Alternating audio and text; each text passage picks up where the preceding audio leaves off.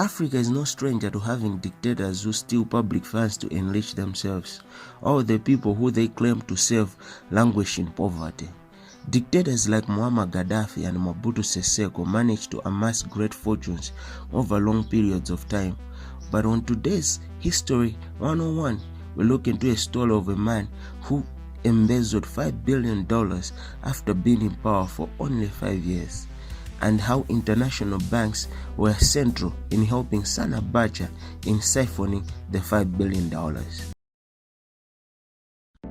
Sani Abacha was born and brought up in Kano in the northern part of Nigeria. He joined the military, where he received his formal military training at Nigerian and British military training colleges. Sani Abacha rose through the ranks in the Nigerian military, and by 1983 he had achieved the rank of brigadier. It is at this time that Sani Abacha assisted Ibrahim Babangida in overthrowing Shehu Shagari, who had been elected to his second presidential term in 1983.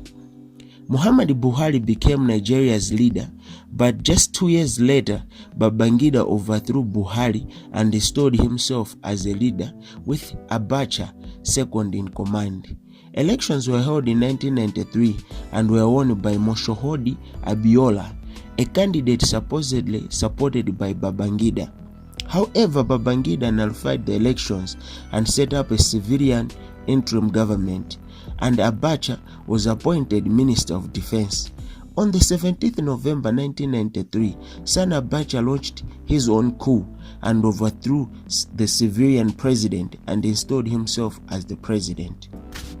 Although Sani Abacha promised a return to democracy, his actions were anything but democratic.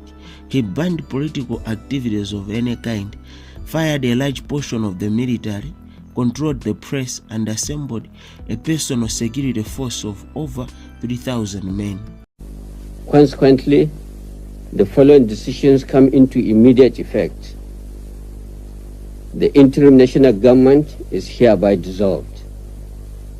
The national and state assemblies are also dissolved. The state executive councils are dissolved. Once Abacha had consolidated power, Abacha and his cronies embarked on one of the most complicated embezzlement of public funds to have ever been seen on the African continent. Abacha would charge 40% of the total amount of every contract that needed his approval. Abacha would also request money from the central bank to buy bogus military equipment. On one occasion, it was reported that General Abacha directed his national security advisor to present him with false funding requests for security equipment, which he had the power to authorize. The funds were directly remitted in cash by the Central Bank of Nigeria to the national security advisor, who then had the most of the funds taken to General Sani Abacha's house in trucks. The corruption was so bad that Abacha was bold enough to tell the Nigerian Central Bank 36 times to transfer money totaling to $386 million to international bank accounts belonging to his cronies. With such huge amounts of money being embezzled, the man had a lot of money with nowhere to store it. This is where international banks come into the picture. General Abacha and his cronies established offshore companies and bank accounts to launder the money. You would think that Abacha would try to launder the money in other offshore tax haven like Panama. No, he laundered his money using some of the biggest international banks in the world, located in the United States of America, United Kingdom, Liechtenstein, Switzerland, and Luxembourg. The plan was that once the money was in the hands of Abacha, Abacha would send his sons and some of the trusted confidants to open multiple bank accounts with international banks. Once the money was there, it would be used to acquire assets with offshore companies or some shady Nigerian businessmen. In some cases, the money would be transferred to Switzerland, where it was revealed that Abacha's cronies had 130 bank accounts. You would think that international banks would be thorough in background checks of its customers. Not in this case. One of the curious cases involved Abacha's son and the Citibank. Muhammad and Ibrahim Babangida were able to open Citibank account in London, claiming they were sons of Sani Abacha, a well-connected and respected member of the northern Nigerian business community.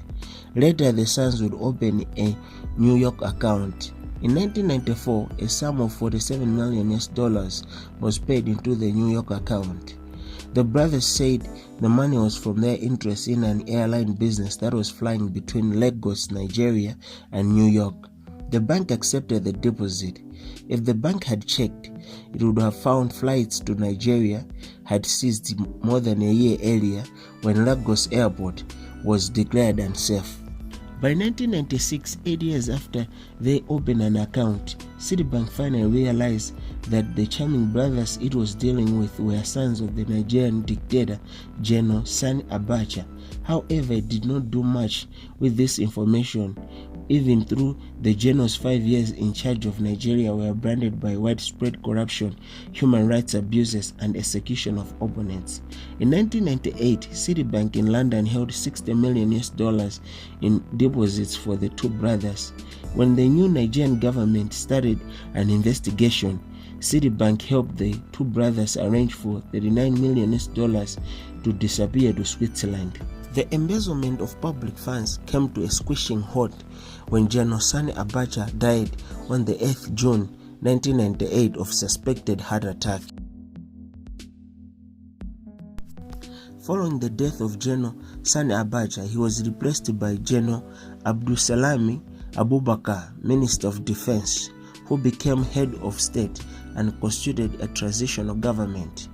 It is during this time that newspaper articles reported allegations of Abacha's plundering of the Central Bank of Nigeria's foreign reserves and the systematic corruption that prevailed during Abacha's regime.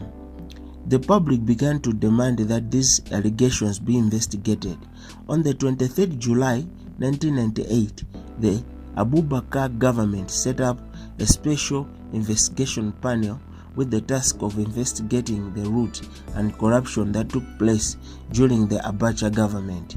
The investigation continued when the military government transitioned to civilian government under Olusegun Obasanjo.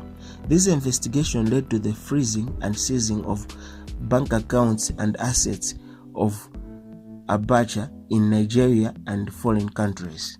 By 2018, the amount Switzerland had returned to Nigeria had reached more than $1 billion.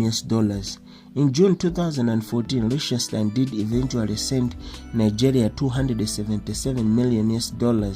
In May 2020, $308 million held in accounts based in the Channel Island of Jersey was also returned to Nigeria. This came only after Nigerian authorities agreed that the money would be used specifically to help finance the construction of Second Niger Bridge, the Lagos-Ibadan Expressway, and Abuja-Kano Road.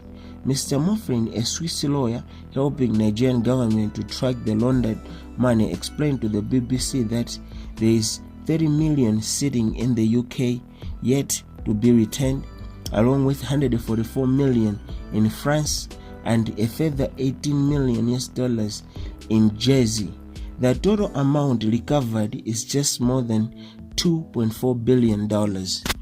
So the question to you is, what can African countries do to help to avoid embezzlement of public funds? Leave your comment below. I'll make sure to join the conversation. Thanks for watching today's African History 101.